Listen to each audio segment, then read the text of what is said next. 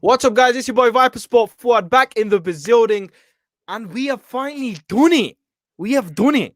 We've finally got this idiot over here to come on the stream. I don't know what's your problem though, to be honest with you. I don't know why you're coming at me on my comments. Like, what's your issue, bro? My respect for Viper Sport has gone down. Why though? What did I do to you? What did I do to you? What did I do? What did I do? You're embarrassing me. You're my boy, and you're commenting this stuff about Arsenal. But aren't you a Man United fan? Have you got your colours mixed up, mate? What's gone off? Third place, mate. Yeah, is it? Why are you giving hype about that? I might not be an Arsenal fan, but I hate Chelsea more than Arsenal. Yeah, is that how you're rolling? Even though I'm your boy, even though I've known you for so many years and I've done so much for you, is that how you're just gonna roll? Like, not back me and back just Arsenal? Come on, Arsenal. I don't back forward whatsoever. You know, I was for forward in the chat. I said what I said. You're a waste man still. Yo, guys, relax. Zayn has made it to the stream for the very first time. But yeah, this is my co-host, guys. Zayn will be the co-host of This Week in Sport. No, we do not have any beef. For the people that may be contemplating it when he put my respect for Viper Sport in my latest video or one of my latest videos, it's all banter, lads. It's an inside joke. Don't take it too serious. But I think before we start off today's show, there's only one way to introduce you into the stream, because obviously, you know, your tracker time we mentioned when you weren't here is absolutely terrible, mate. You were meant to be here last week and you didn't do it. So I think there's only one way to introduce you. Oh no. This is how gas we are for you. This is how gas we are. Oh yes, Daddy. I'm like that is the intro for Zayn. Get someone else. Now, you know what I need to do for the show, bro? Before we waffle too much, I need to get like a soundboard. So like when we're talking about something, and if it's something like super cool, I'll just put like, "Oh yes, Daddy," or like, "Oh my god," or like, "Oh my god, Ronnie," like just random shit like that. No, that would be sick. That would be sick. You know how Logan Paul, he has the lights when something happens? Yeah. You know, he made me think about that because he actually used to have a soundboard. If you go watch some of his old videos, he used to have the soundboard. So whenever they used to talk about something, I think, "Oh yes, Daddy" was one of them. So it would be sick if we got one of those in. All right, but listen, we'll start off with the Premier League because some games have just happened. Liverpool dropped points. Liverpool dropped points big. And not against just any other team. They dropped against West Brom.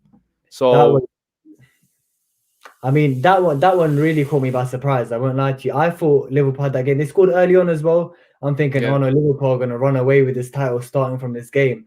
But 82nd minute, West Brom clutched up, man. For sure. Do you think, because West Brom have been funny this season, isn't it? Sam Allardyce come in. And I don't know if you saw it. I kind of briefly saw it. Man did the maddest like formation in the first minute. It's like a 2-7-1. Yeah, I saw that. I was really confused. I'm gonna put it up. Guys, you just called me on Instagram. I know someone's watching this and calling me on Instagram. Stop it. I'm trying to do a show. But we're gonna pull that up right now. Hold on. But yeah, Sam Allardyce might make a massive difference, you know, to West Brom's whole like game plan. He is the king of keeping teams up in the Premier League. No one else does it better than him. Yeah. I can't find it. But guys, if you go on socials, I'll have it ready next time. It was happened just now, so we couldn't pull it up. But if I find it later on the show, I'll show you. But let me see. It was like a mad formation. It was like a 2-7-1 or something. It was something daft like that. But it was real interesting. Sam Allardyce don't care, man. The man will come into your club and put it straight. He does not give a I'm not flying. sure. I'll try get up here. Can you see that? Yeah. So turn it around. So you see, like most of the West Brom players are like on the line. It's just mad. But yo, listen, it's kind of the whole run of this Premier League, bro. Weird results, and I mean this one's not too weird. They got a draw against West Brom, but I mean, remember last time they got a draw against West Brom, all of them celebrating in front of the Kop. Oh my god, that was Klopp was in charge then as well. Yeah, mad. So yeah, I mean, I'm glad they've dropped points because after we dropped points yesterday, which we'll get into, it was something that's kind of made me a bit more relaxed. You know, I feel relaxed. I can relax my nerves and enjoy the fact that Liverpool FC dropped points today. Yeah. So wait, let me pull up the Premier League table real quick just to see exactly where they are and how they are looking, so you guys can have a look with us as well. Don't worry, I know you guys want to rub the Arsenal victory in my face. That is coming very soon. You can rub it in a second. Yeah, so we have a look here. 32 points. They are 3 points clear of Everton. That is mad. Look at the top two. Look at the top two. Oh my, it's crazy. Oh my god, yeah, the little Anfield Liverpool derby going on there. Yeah, that's mad. You know what, though? You know, listen to this, yeah. United have a game in hand against Villa. Assuming we win that game in hand against Villa, we are only 2 points behind Liverpool. I don't think you win. That your game against United Liverpool could be a huge game when it comes to it. I do think United are dark horses. I do think Man United are dark horses. I'm sick of saying that though. Like flipping, how many times have we said it this year? Everyone's been a dark horse. Like Chelsea have been a dark horse. Then we lose to Arsenal. City have been a dark horse. Everton have been a dark horse. Liverpool have been a dark horse. Everyone's been a dark horse. It's gonna be the most interesting season ever. And one of the things I want to say was, I think this doesn't really qualify for the whole section of what I'm going to talk about, but anyone who's been top at Christmas usually goes on to win the league. Liverpool are top. They bottled that twice, actually. They've been top up of the Premier League twice, and they've given it to Man City.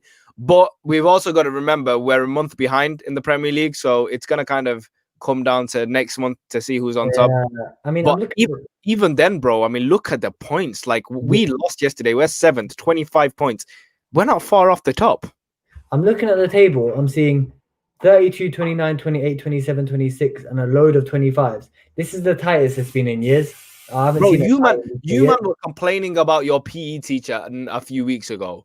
For real. You man like, nah, I don't want him. He's a PE teacher. He can't do anything. What kind of football are we playing? And now you man are relaxing 4th position. Bruv, we would have been, and you know what's the maddest thing? We would have been 2nd if we won yesterday. Do you know how crazy that is? And we're 7th. That's what I'm saying. Like this Premier League, I genuinely think anything can happen, because United, a few weeks ago, we weren't even in contention for top 4. I was settling with Europa League if we were lucky. Arsenal, don't forget, at the beginning of the season, they were actually comfortably in top 4. Now look at them. Bro, Milano says we are title contenders. Chelsea kind of ain't. Milano supports Man United by the looks of it. Brother, I've just said what I just said. You guys were literally sat 8th or 10th, literally 2 weeks ago, complaining about Ole Gunnar Solskjaer.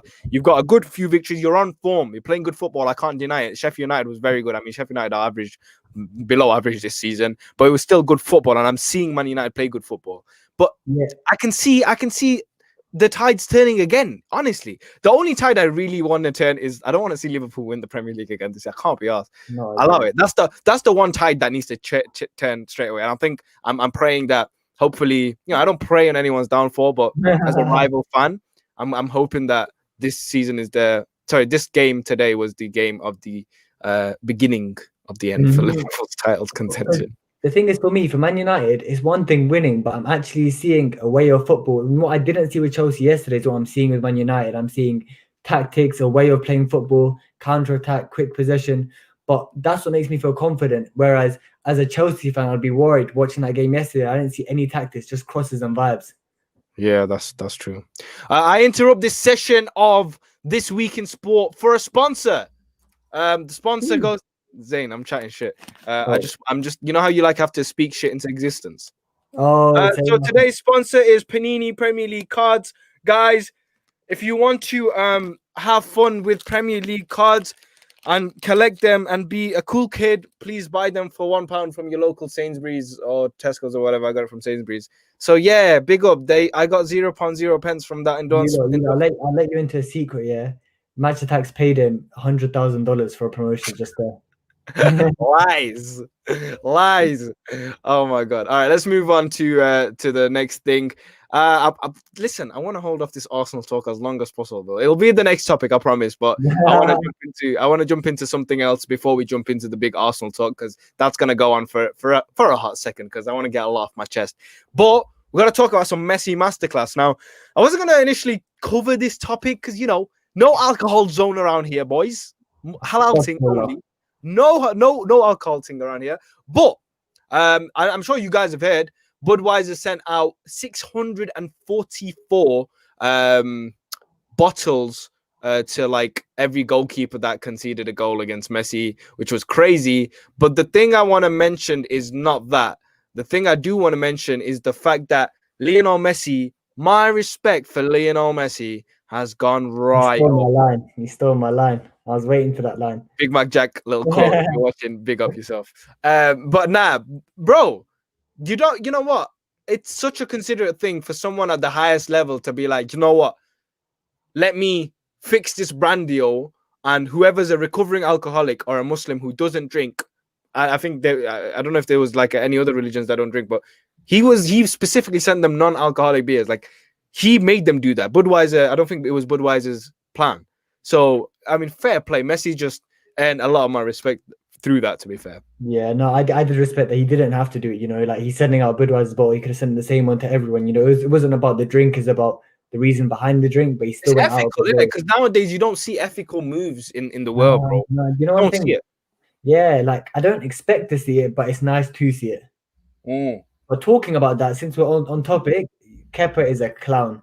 You see them posting with the two Budweiser bottles. Man was so proud. You know what though? Like. Don't chat shit. Let's be honest. If you conceded 2 goals against Messi, I mean, I wouldn't advertise Budweiser, but if it was like a jug of water, with my thing on it, I'd be posing with it, fam. I conceded 2 goals against Messi, the world's best. No, I wouldn't pose with it. Why? Why don't you just take it with a bit of salt? Embrace that the best of all time. You might have scored a goal, bro. You're something to tell your grandkids. Just be like, lads. I can tell them without posing a picture like that. Yeah, he did look he looked very happy. It's one thing taking it. He looked gassed that he conceded to Messi. Yeah, he's look, Kepa is a blogger. I think at this moment in time, he's just kind of he just vibes him, bro. Let him be. Get off his back. But now, you know what? I will stay on this Messi topic. Pretty interesting. So obviously 644 goals is a mazar. Like it is incredible for one club, that is, by the way, not just any club. And there's a few things I want to talk about this. So obviously Gary Lineker posted this. To beat Messi's 644 goal record, someone will have to score an average of 43 goals a season for 15 years for one club. Fam, that is ridiculous. That is so stupid. Now, to be fair though, I swear you did that like to an extent when you used to play for like a Premier League team and that. No, when I used to play for lunchtime football, I used to score about 7-8 per game. So at lunchtime football, I probably had 1,000 goals in about 74 games. So why don't they I think you should do a recount, and I think you should deserve the awards in that. You know what I'm saying? Yeah, well, it's a scam. This is an absolute scam. It's a disgrace. They're doing you over. No, they're doing you over. They're playing you. They're taking you for a mug, bro. I wouldn't have it. You look, comment how many goals you got at lunchtime football last season. Bro, it's lunchtime football. No, but what I wanted to actually talk, one of the main things, obviously that was a crazy fact, but I think Santos, who Pele used to play for, so let me just bring up the topic I'm actually talking about. Pele's scoring goals in his garden now. Fam, that's what I'm going to talk about right now. These men are no mercy, bro. No shame. These men are like, aye, Pele scored in pro club. Don't forget about that. You know what I'm saying? All respect to Pele, bro. But I mean, the leagues have changed. I mean, why aren't they? I don't think it's Pele himself, but Santos. Basically, I'm trying to find the post, but Santos came out and they were like, Pele actually scored 1,000 goals or something mad like that for us. It wasn't 100. Like, bro, you might need to chill the flip out, man. Santos are clinching to their only bit of why they're known for. Like, bro, you know what? Yeah, you're gonna come out like that. You're gonna come out a whole football club like that. You're gonna get cancelled. Messi might have scored 644 goals, but Sky Sports, I'm hearing, Pele just scored 37 goals in his garden. Pele just put it past his granddaughter. Hello, that's support. Yeah. All right. Thank you. Yeah. He scored another 55. My bad. Oh my god. Yeah, I don't know. I don't really know what's going on there. It's very strange, weird. One of the comments said, "I scored 10 goals last season as a goalkeeper." For fuck's sake. Yeah, I mean, I can't really figure them out. I really can't figure them out. I don't know what they're doing over there, but I mean, just take it with a pinch of salt, lads. Let Messi have his time, you know. Yeah. Fucking, he scored 644 goals for Barcelona in La Liga, not fucking Brazilian league. All due respect to the Brazilian league, I'm sure it's mad, but yeah, relax. Take it with a pinch of salt. Relax your nerves. All right, so we've got to the point of the show, lads, that we got to talk about the bullshit game yesterday. Shut up, man. Don't rub your hands. Why are you rubbing your hands? I'm excited for this one. That's why I joined this podcast, this singular moment. All right, Khan, it's cool. Let's talk. So this nonsense that we're going to have to be talking about. So, it wasn't even 3-0. It was 3-1. So I don't even know why I put 3-0 there. Right, let me change that to 3. I forgot about the goal we scored, to be honest. Really did. Didn't even matter, did it? Oh, you know what? I was gonna let you go first, but seeing as though you. Numero uno. There was literally nothing going on yesterday. They came in physical form to the Emirates, but they didn't actually come like with the intention of playing football. They weren't there. They were inactive, fam. You know how you're like best stash and you have like offline on your PS4, like when you're even online. You're one of them guys, innit? Like, but that's how Chelsea showed up. They were there, physical form, but they were offline, bro. These men were not active on the pitch, and against Arsenal, against Arsenal, Arsenal. Who can't even kick a football championship level side? What are you doing? You're embarrassed. This is embarrassing. This is embarrassing. Do you know how much stick I got yesterday? I took it on the chin like a champ. Listen, where's that L gone? Let me bring that L back. I took the L on the chin like a champ, bro. And I have to deal with this now. On my TikTok mentions are just everyone calling me a waste man. I'll take it on the chin. No problem. But boys, if this was a loss against Liverpool, respectable. Man City, respectable. Aston Villa, not so bad. I'll take it. Arsenal. No, Man United. That's this. I wouldn't want to lose 3-1 to Man United. You're getting hype. You're gonna get humble soon. Anyway, don't worry. That week will come where I'm gonna be on your ass. It's not chit chat. Don't worry about it, mate. We're gonna take our time with it, and we're gonna come at your ass. Don't worry about Man United. Time to be coming for me after yesterday's result. Yeah, I don't want to. No, seriously. Yeah, yesterday from the kickoff, in under a minute, Martinelli had a chance. From that moment, I knew your heads were not in the game. Arsenal, from the get-go. This shows mentality, because right in the beginning of the stream, if anyone was there yesterday, by the way, guys, keep the comments coming in. We will be doing a Q&A post the few subjects that we're talking about on the show. But the very first thing I said was the reason why I was so excited and pumped and not nervous, but feeling excited about the game was because it's a London derby. Regardless of Arsenal's form and regardless of where Arsenal are in the league table, these men will know this is against up block. This is against up block. We're gonna show up and we're gonna show resilience and we're gonna win this game. Forget our league position. This is like end-to-end shit. Like, we want to win. We want to say London is red and have a solid backup argument for it. We beat you.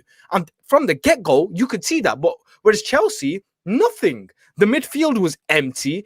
The attack, every single time. I mean, bro, I said it early on the season, and I stopped saying it a bit in the middle because we picked up a little bit of form.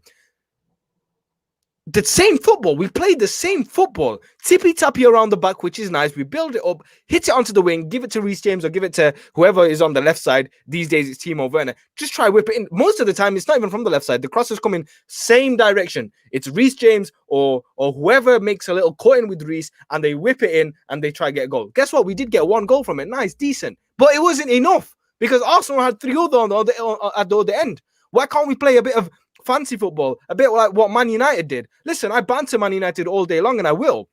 That's just football, and that's just me. But when I saw that goal against Sheffield United, and given Sheffield United are struggling right now, fair enough, they're not the greatest, but they're still a Premier League side. They still scored a goal against us. They still scored a goal against you guys, right? So for you guys to go and do that, that's the type of football I like. Tippy-tappy around the middle, playing it nicely, not tippy-tappy out just around the back. Nice football. Everyone on the same game, on the same ball, and just playing it nicely. You cut through Sheffield United so nicely. We've got the quality to do that. We've got Pulisic. We've got Werner, who's meant to be doing stuff like that. We've got Havertz, who's meant to be doing stuff like that. Mount actually played half decent. I think he's the only one who had energy. He always has energy, so you can't really ever blame him. But again, we've got Mount, we've got Kovacic. We saw nothing of that because it was one-directional football every single time. Yeah, you summed up perfectly. But everything you said, it comes to a question now. Do you start to question the manager? Are you doubting Frank Lampard? Do you think he's the right man for the job? He did finish 4th last season. He has had a solid start to the season, but it has been a few games. I don't know. What do you think of Lampard as he's your manager? Okay, so this is the $1 million question for a lot of our supporters. Because I saw a few in the. I know this was gonna come up. I know it's gonna come up in the comments. I know it's gonna come up in the Q&A, and it came up when I did a short live stream earlier, and I said I want to answer it here. The honest truth is, we stick by him. We've got opinions. If Frank ever ends up watching this video somehow, God willing he does, I will support you. Brother, I jump on a football pitch for you. I got arrested for you. You know what I'm saying? You remember this guy? Yeah, fam, I did. I ran on the football pitch at Man City and I gave you a hug because you are a legend. PS, you need to do a story time on that. I will do a story time. It's a long overdue story time, but I'm forcing it in it. But we'll do a story time on that very shortly. But yeah, like I said, I have so much love and admiration for Frank. Even when he scored against us against City, I just remember feeling lost. Like, it wasn't even anger. It was like, wow, my legend, like our club legend, scored against us. So I will defend him. But from a business standpoint, from a football team standpoint, you want the lads to do good. You want them to score goals. You want them to win championships. It's the ultimate goal. Whether it's a FA Cup, whether it's a League Cup, whether it's a Premier League, whether it's a Champions League, it's still championship trophies. That's why Arsenal came into this season with a bit more confidence. They bagged the FA Cup. Frank Lampard has until the end of this season, unless something freakish happens, like Aston Villa pick up the craziest form, West Ham, because that can happen. Those are the things I can allow. I'm like, all right, look, we couldn't compete with them. I mean, it was ridiculous. At the same time, a Chelsea fan and a lot of people will be like, you spent 200 million. I know, but the Premier League is mad like that. However, if it's at the rate it's going now, where the teams are all over the place, I expect Frank Lampard to finish minimum 4th. And it's another season I'm going to go and say, all right, let's Bonner Trophy. Because I kind of wanted to win a trophy this year. Bonner Trophy. Finish 4th. And I'm going to be like, all right, let's go into the next season. Why I'm doing that is because at Chelsea, we've never had long-term managerial success. We've had with Mourinho and whatnot, but, you know, he was instant. With Frank, I want to see something built in the like a bit of Sir Alex Ferguson. Came to Man United years and years ago, was terrible in the beginning, ended up becoming one of the best British managers to ever, one of the best managers in world football, you know, a legend in the game. Yeah. Huh? In my opinion, I think he's the best manager in history. In a lot of people's opinion, and I don't think anyone disrespects him, whether you're a rival fan or not. I think everyone respects him a lot. So that's what I want at Chelsea. But realistically, in nowadays age, if you're not going to be top 4, I think the board need to consider looking at other options, because we can't. Because if we do depend on him, what's going to happen? It's a risk. Liverpool took it. They took the high road. They did end up becoming this ultimate team. Will we have that with Lampard? We don't know. It's the unpredictable. And I think with a club like Chelsea, you're risking the future success ultimately. You know, you're playing. You're like, maybe we'll become like Liverpool and Klopp. Bush. Might not happen, lads.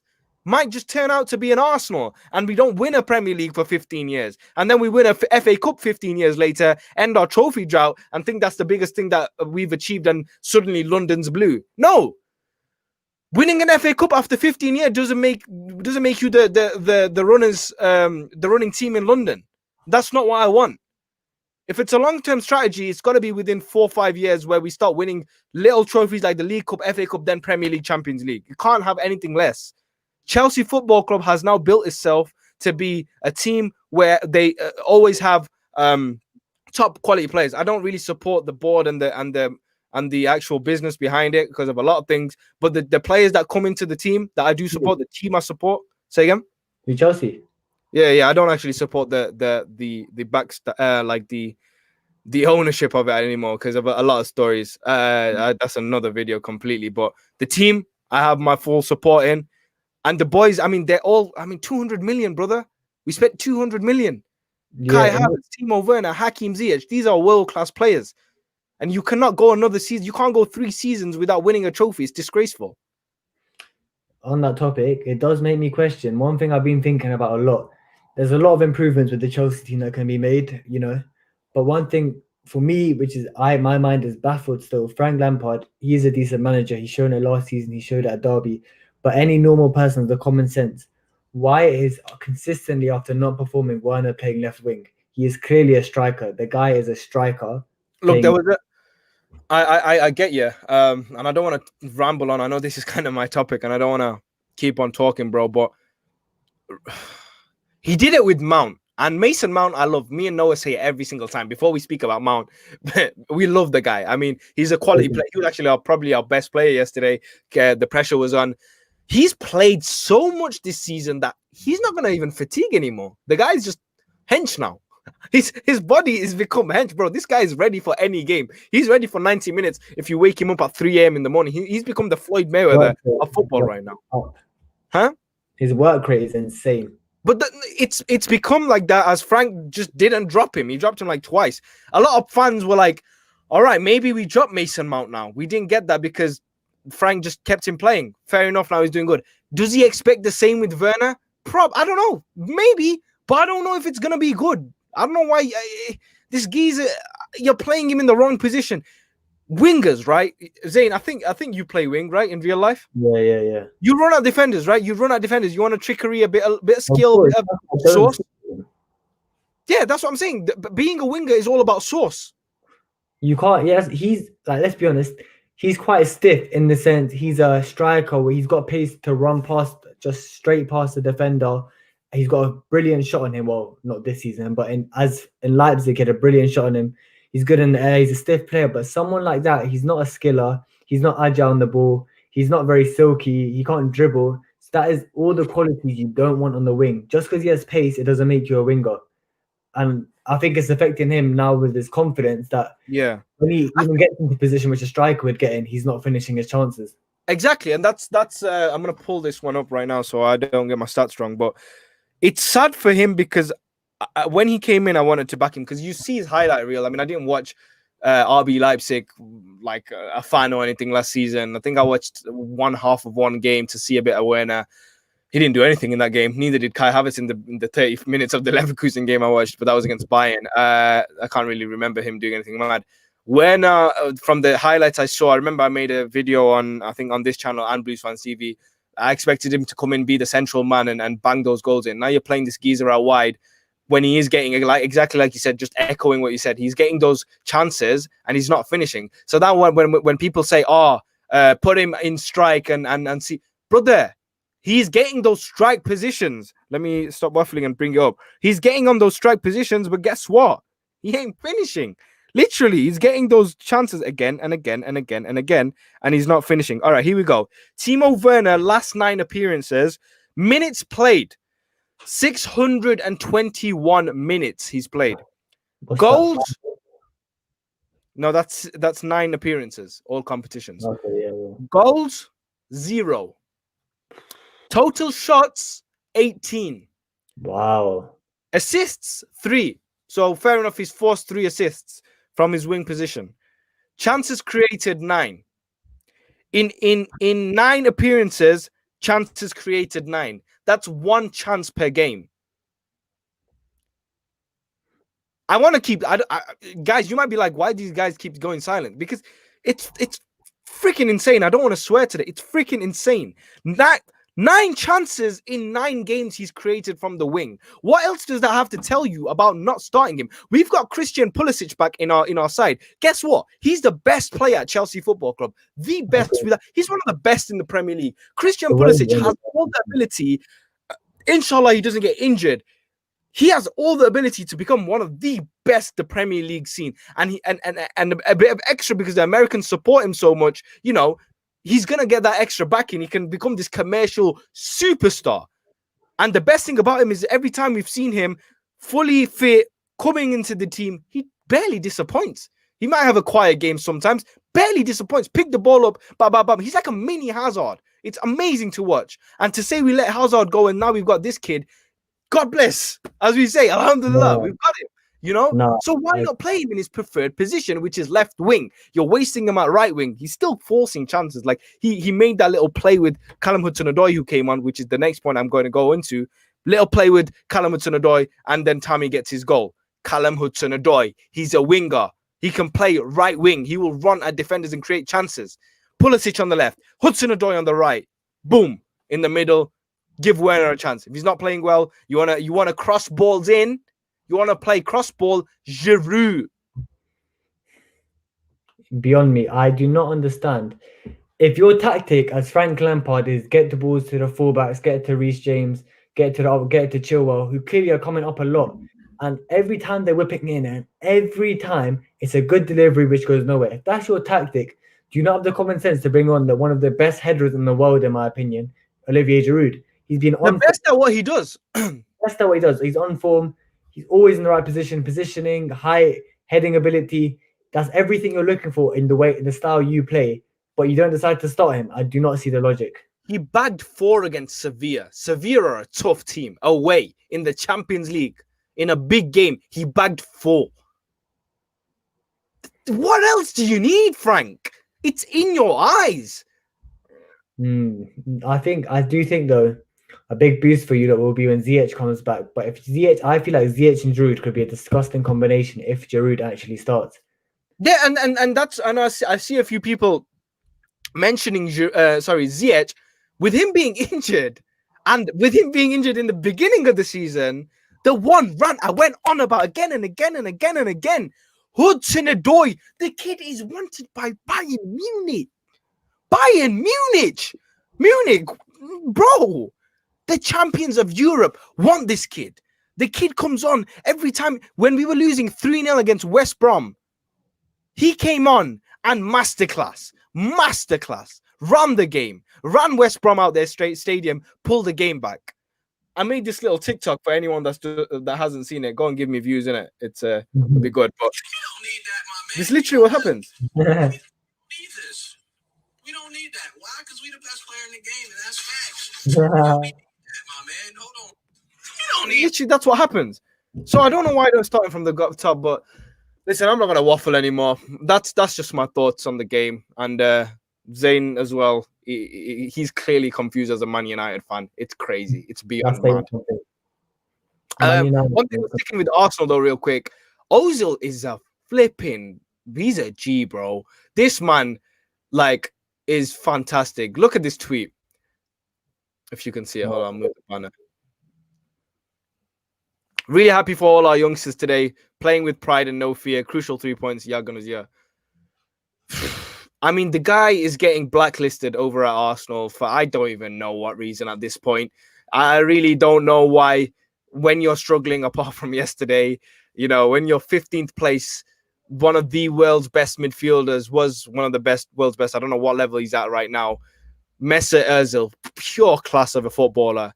Might have had a bit of a dip in form, but just a pure professional. How are you not playing him? I don't know, but I don't want to go into that. I just want to talk about the class of Ozil, man. You don't really get many players like that. I feel like a lot of players in his position would have caused a tantrum. He should be the social media influencer. He should be behind that Arsenal account. He's doing more off the pitch and on the pitch. Bro, remember we said that in our TikTok. We were like, when he paid for Gunnosaurus's wages. Yeah. Yeah, so big up man like Ozil. We got one little section left before we'll jump into the Q&A. We won't be long on this actually, But I think it's interesting. I made a TikTok about it, so I think we can talk about it real quick. It's seems though the transfer window is coming up, boys and girls. We'll do a little transfer segment. We'll talk about the top 5, but it's going to show like the top 7 most expensive Premier League players in history. And as you can see, there's a common recurrence in the top 3. Kepa, Nicolas Pepe, Van Dijk, Kai Havertz, Harry Maguire, Romelu Lukaku, Paul Pogba. It's kind of mad because a lot of them were waste of money, to be honest. There's only one I see which is actually standing out for me. Virgil van Dijk, innit? Yeah. Yeah, Kepa was mad. He was all right first season, mad second season. Pepe has not done much. Van Dijk, madness. Yeah. Kai Havertz is new, so I'm not going to really say anything. Harry Maguire, nope. Romelu Lukaku was on and off. Paul Pogba was kind of on and off for me as well. I don't know. What do you think about who is more worth it out of Pogba and Lukaku? Oof. Well, if you're talking about who provided more for their game in their position, I would go Lukaku because he got 20 goals plus season for United. Here's the thing with Lukaku. I think he was a great player. I think his time at Man United went quite unnoticed in the fact he did do a good job for us. Not many people see that. But he did do a good job. He was banging in goals for us. He got 20 plus goals, 17 plus goals another season. But when Ole came in, the way Ole wanted to play football didn't. Wait, hold on. Did you say Ole? Yeah, how do you say it? Ole. Isn't it Ole? Ole. I don't know. I've had so many different. I say Ole. Ole. Now you name me weird. Ole Gunnar Solskjaer. I'm gonna call him OGS. I'm gonna call him OGS. Ole. Okay, I'm gonna say Ole. It's fantastic. Yeah, why do I say Ole? That doesn't sound right anymore. All right. Ole Gunnar Solskjaer, innit? Ole. Yeah. Ole came in, and I don't think. Sorry. I don't think the way his quick, fast counter-attacking football with the likes of Rashford, Martial, it didn't suit the way Lukaku played, who is more primarily focused on holding up the ball. But I wouldn't say he's worth the 90 million. Same goes with Pogba. Pogba's been on and off, but when you're paying 90 the big bucks, it shouldn't be an on and off situation. It's crazy because in recent years, the higher, I mean, it's predominantly happened quite a lot at Chelsea with I mean, I don't want to ever call Fernando Torres a flop, but he was obviously, apart from the big games where he did actually show up, I mean, he pretty much won us the Champions League, in my opinion, and Didier Drogba, and the whole squad, to be honest. But he was pretty underwhelming compared to the Fernando Torres that was at Liverpool. But from that time of period, it feels like any big money move, apart from Neymar, has been kind of a flop. Every team. It raises the question that, do you think these big price tags get to the player individually, puts pressure on them? And I think, of course, yeah. Because can you imagine a club? I mean, first of all, signing for a massive club and you becoming like, if you look at it, Pogba returning from Juventus, had the whole Stormzy video. It was a massive thing. That was a lot of, you were going to become the main man at Man United. He literally was the main man at Man United. I think Bruno is now. Lukaku, flop at Chelsea, amazing at West Brom, at Everton, now signs with another big club. Is he going to become the next big thing? He had his second opportunity, gets you ahead. Who else was there? Virgil van Dijk, fantastic, no doubt about it, fantastic. Kai Havertz, I don't know, I can't tell. Pepe, another example. Pepe is interesting because I see glimpses of him now. I'm like, all right, you got something about you. Don't know. He's a dribble merchant. It cuts in and out. Is he like the Marleys? I hear he's like the Marleys. School time football. I don't actually rate him, I'm being honest. Yeah. Shit. Man, like Zayn not rating Pepe out here. Well, I could do better than him, man. All right, listen, lads. Throw us some Q&A. Let's answer some questions before we wrap up this episode of Twis. It's been a fantastic episode, We've chilled. I like the vibe around here. This one's a lot more chilled than most. By the way, there's some beef in the comment section, Hi, lads. What are you beefing for, lads? What's going on? You was having a breakdown about Chelsea, so I didn't interrupt you, but there was some beef. It's all good now. Talk to me, lads. What are you breaking down for? What's going on? What was I going to say? Let me see let's see what the Premier League scores are right now. Premier League. Tottenham are up 1-0 against Wolves. That's no good. That is no good. Damn. Expected. Any question, guys? Okay, here we go. Best team you've ever seen. says Daddy Smack 5. That's a sus name, but For we'll roll with me, it. it's got to be that prime Barcelona on the Pep Guardiola. Different. 2009. Yeah, on the Pep Guardiola. Insane. They battered you as well in the Champions League final, didn't they? Slapped your ass a little bit, didn't they? We got absolutely violated that game. Messi became 7 foot with winning headers that I've never seen. Yo, how did man jump up for that? I remember still watching that. Man literally went, bro, Ronaldo, what boots are you using to jump that high? And I was like, bro, these ones, take them for the Champions League final. Inshallah, you win it, bro. Man jumped so high, unreal. Fair play. What a athlete. For me, I think Barcelona are up there. But I mean, like I want to say a team that I've watched very good. Biasly, I'd say one of the 14-15 Chelsea teams when Diego Costa and Hazard were in form. That was a very good team. The best. They were good. They were good. From what I remember as a kid, the 9-10, 8 to 10 when Ronaldo was at Man United in his like Man United prime. That was a very good Man United side. That was a very scary Man United. That's what made my rivalry for Man United because how good they were. It's true. I remember that time where I actually used to enjoy watching Man United. The team was insane. Van der Sar, Ferdinand, Vidic, Ronaldo, Rooney, goals. Oh, I could go on. Prime Rooney, coming into his prime Ronaldo, Gary Neville, Vidic. Just a quality team. There's been some very good teams over the years. Bayern Munich last season's up there. Yeah, Bayern Munich last season actually. I would put up there definitely. Let's see. There's quite a few questions. I'm gonna get through these questions, guys. Havertz is a flop. So is Pepe. Everyone uses the excuses they're new to the PL. So is Bruno. Look at him. I mean, that's a fantastic comment. I'm not gonna argue with that. Bruno, as much as I banter him, penalty merchant, he's a fantastic player. He's a quality player. You can't really make that excuse. But Bruno's a little bit older, I think, isn't he? So a bit of experience, overall better player, to be honest, and I'll just admit it. Yeah, Bruno's single-handedly carrying Man United right now. I saw a crazy statistic. He's been involved, goals or assists, in 28 games, he's been involved in 30 goals. It's the mad. I saw that as well. It's flipping insane. You guys without him would have been in a very bad position. Bad position without him. Celtic, bit of a strange question, to be honest. Neither. I'll just say neither. Salah or Prime Hazard? Prime Hazard for me. I'm sorry. Salah. You go first. I'll defend my point.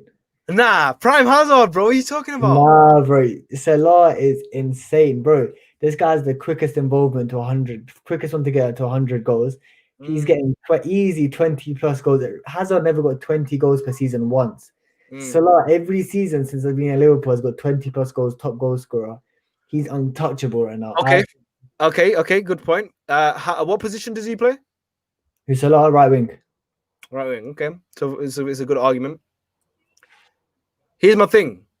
You look at the teams Eden Hazard played in as a left winger, and you look at the creativity side to Eden Hazard. Salah's been playing in a fantastic team recently, and the prime Salah we know with Sadio, Mane, Henderson, these guys, fantastic team. The one season that Hazard really played with a fantastic team was the Diego Costa season, 2 seasons. Other than that, he's carried Chelsea. He carried Chelsea to a Europa League final win. He carried without him, those Premier League victories probably wouldn't have happened. Because if you watch any Hazard game, the way he used to pick up a ball, bro, it's like comparing a Ronaldinho to like I can't find a good Salah example, but do you know what I'm saying? The guy was different with it, man. I promise you, people would have taken Hazard in that team over Salah. Here's my thing. Hazard was a very saucy player. I'm no denying that. But here's my thing. You say it wasn't sauce though. I'm not gonna go. It wasn't just sauce. It was physically picking up a team and putting them on your backpack, Dora Explorer vibe, and going at the defense. My thing is, example, you lot won Europa League with Hazard, Liverpool won Champions League with Salah, Sadio Mane. Yeah, of course, Sadio Mane, Firmino. But you can talk about the team, or you can talk about the team, you can talk about a lot of aspects. But at the end of the day, football comes down to scoring and assisting. And Hazard, he was brilliant. I don't get twisted. I think he's an amazing player, but how can you compare someone who's never even got 20 goals in a season in the Premier League? And we can't forget that one season where he ghosted and only came alive the final two games. What happened was he went to. He basically was doing food challenges and that. He was just vibing. I don't blame him, to be honest. Forgot how to play football. What happened to Salah's season at Chelsea? He didn't show up. No, we're talking since he's been at Liverpool in the right system. Yeah. I think it's an ongoing debate, that one. I don't want to loom on it too much. We'll try to go through these quickly because there's quite a few. Yeah. Who's the most overrated player at Chelsea? I think right now that it will have to go to. I'm going to Havertz. Just over. No, not Havertz. It'd be between Havertz and Werner. I'm not sure, but yeah, we'll move on. Yes. Go on. No, we're going to the next question. You think Chelsea have a chance against Atletico? 100%. It's a few months away, and the tides can definitely turn. Do you think United can make top 4? 100% they can make top 4. They've been playing good football recently. So you never know. Liverpool or Man City? Liverpool probably currently. You say Liverpool as well, yeah? Yeah. We spoke on Kai Havertz, I think, briefly. But yeah, underwhelming a little bit, but you can see the potential. You can see the potential. And I'm thinking a De Bruyne type player at the moment. Over the next few seasons, he will improve. Huh? Potentially. Potential. He's 21. He's younger than me, bro. Yeah, he's still young. What is the worst Chelsea game you've ever watched? Okay, I didn't watch this game. I listened to it on radio because I didn't have it. But Chelsea versus Barcelona 2009. Terrible. Worst game ever. Where he slipped? No, Chelsea against Barcelona. Talking about, yeah. Oh, don't get too gassed. I'm awfully. Yeah, that one was the worst. What was the worst Man United game you've ever watched? Well, I went to it live, Man United, Man City, where we lost 6-1. Oh my God, move on. Do you think Chelsea deserved to win yesterday? No. We answered that. Is Werner a flop? So far. Give him time. Thank you, Viper. No problem. De Bruyne is better than who? Bruno or KDB this season? Bruno. Where we go. Hazard 18-19 season for Christmas was a beast. Best national team of all time. The Brazilians have a call, don't they, in the 90s? Got to be Brazil. Thiago Silva. No. I'm not. Harry Maguire. Nah, let me think. Zuma's better. Zuma's better than Thiago Silva. If you see the statistics this season, Zuma has been better than Thiago Silva this season. That's going to be a clip, a 10-second clip of you just like maths equations going through your head, and then Harry Maguire appearing. All right, cool guys. I know there's some few more questions, but it's quite. We'll go through them next week. We'll be back next week, either on Friday or Sunday. Not really sure. Probably Friday because Chelsea are playing Man City on Sunday. So, guys, please make sure to tune in next Friday, 6:30 p.m. around that time. Me and Zayn will be on for like half an hour to 45 minutes as per. Guys, it's going to be an interesting run. Inshallah, we become the next big thing. But you're going to see your boy Zayn featuring a lot more in the coming weeks. Thank you so much, bro. I appreciate you, man. Of course, bro. Of course. I hope you lot enjoyed it this time next week. We'll be back. See you in a bit, guys.